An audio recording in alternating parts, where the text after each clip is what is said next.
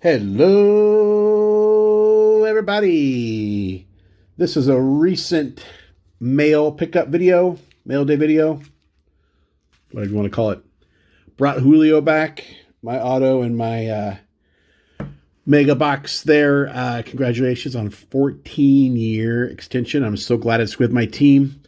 Hoping and praying you're an all-star for all those 14 years. Probably not realistic, but of course, I'm obviously really happy that he's Mariner, at least looks like going to be for the long term. First thing in the mailbox here was a giveaway win from North Coast Baseball Cards. Thank you very much, Greg. This is a 2001 Alec Baum in a Gem Mint PSA 10. And we're going to get all sorts of glare if we don't take this out of the wrapper. Yeah, I haven't checked the last maybe 5 days, but I know right as I won this, Baum was really heating up. And I know the Phillies are heating up because Harper's back, and you know they can make a push. They can make a push for sure, especially with a little help from our friend Alec Baum. Boom. Next thing, a little hockey action here.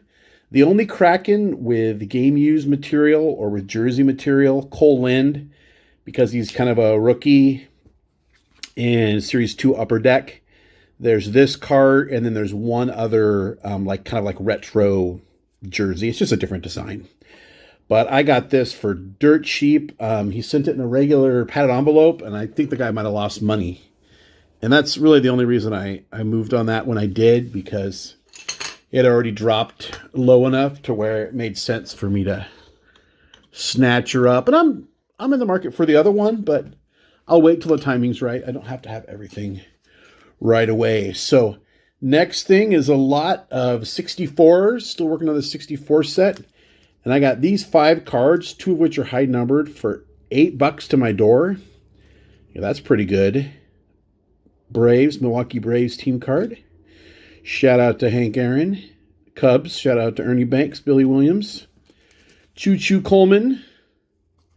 And then the high numbers, one's a checklist. And one's an Al Jackson. A lot of Mets action here. We'll put Mr. Al on the front here. One more 64. There's been kind of a movement on YouTube vintage channels that I love, and that is just to get cards that you can appreciate. They don't need to be in a slab with a 9 on them. And especially for vintage, they look kind of weird when they're in too good a shape. Since I'm doing this 64 set, and for the most part it's a binder set, when I can get a Hall of Famer for cheap because of damage or something, that's a great thing. And I was able to get this Eddy Matthews to my door for $5.25. And it's a little munched here. It's got some surface, some pock marks kind of on the surface right there. And at one point it had been glued, you can see in the corner here, glued into a scrapbook. There's a little dot in each corner. There's a little crusty glue up here. But that is going to look spectacular in my binder. Fills a hole. Great card of a Hall of Famer. I have embarrassingly few Eddy Matthews cards, so I'm really happy to get that. And, you know, for the cost of like a loose pack at a hobby shop, I was able to add an Eddy Matthews to that set. If you have cards like this from 64 that are affordable for me, you know, I would say $20 or under for now for Hall of Famers, will you do me a favor and look over my checklist here and let me know if you have anything, because I really decided I wanted to make some waves on that 64 set this year. And yeah, I added like 100 cards at the National, most of them high numbered. And no, I guess it was 83 or something. But look over my checklist for me, please, and let me know if you have a Hall of Famer, you know, that's beat up and creased up. The only thing that's really a non-negotiable for me is if there's like a pen mark on their face or a crease that's so bad that you can't, you know, see his eyes or something like that. That's really the only thing that prevents me from buying cards. Knuckleball auto of a player I didn't have. Tom Cotton Candy Eddy, shown here with the Dodgers. One of the better knuckleballers of the 80s and early 90s. Other than really Phil Niekro and my boy Charlie Huff. One of the last really good knuckleball players that pitched a long time. This is his only autograph, this and the 2 parallels that go with it.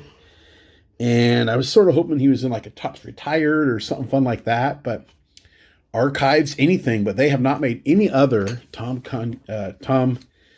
I say his nickname so much because I like it, Tom Candy Eddy autographs. Last thing for now, this is a 1979 Topps MLB Bubblegum Portraits, Phil Niekro.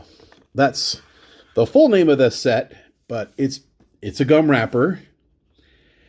And you can see where it had been folded up. Let's see if we can get that in there.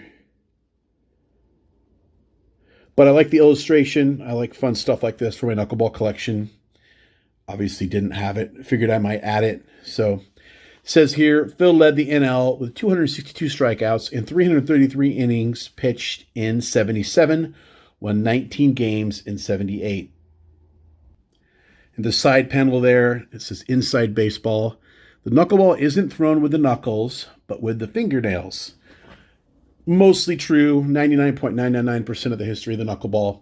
So one of the fathers of the knuckleball, Eddy, who is shown here on this T202, there on the left, when he was developing the pitch, he did throw it with his knuckles. And then Jesse Haynes, who's actually in the Hall of Fame, he's one of the guys that maybe shouldn't be in there. He had friends on the committee. He threw it with his knuckles too. But other than that, yeah, you put your fingertips on the ball, off it goes. Oh no, I can't block anybody out. That's it. Hey, all right, thanks for recent mail. There's a lot of stuff going on with the channel. Make sure to like and subscribe, do all that good stuff. Until next time, remember, we don't count subscribers, we count friends.